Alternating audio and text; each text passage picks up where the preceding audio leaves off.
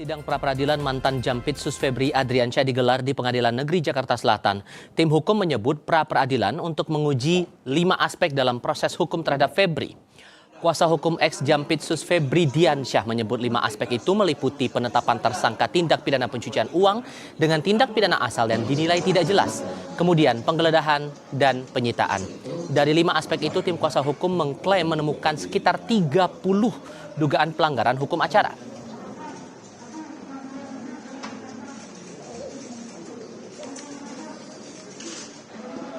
Dari 5 aspek tersebut, kami mengidentifikasi ada indikasi 30 pelanggaran hukum acara dan prinsip-prinsip due process of law. Nah, 30 inilah tentu yang akan diuji lebih lanjut. Pra-peradilan ini adalah pelaksanaan hak dari seseorang. Siapapun punya hak, tidak memandang jabatannya, tidak memandang status sosialnya, itu adalah hak semua orang.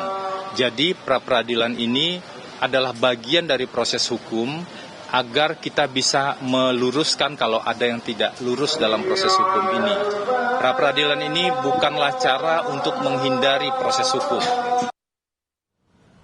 Di lain pihak, Kejaksaan Agung memeriksa 8 saksi dan seorang ahli dalam perkara dugaan TPPU kasus ex-Jampitsus Febri Adriansyah.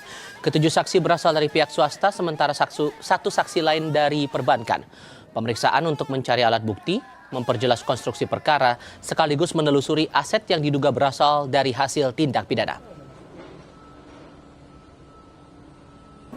Tim penyidik 9 pada hari ini telah melakukan pemanggilan terhadap saksi-saksi kurang lebih 7 orang dan dari pihak swasta dan 1 saksi dari pihak perbankan dan 1 lagi dari pihak ahli.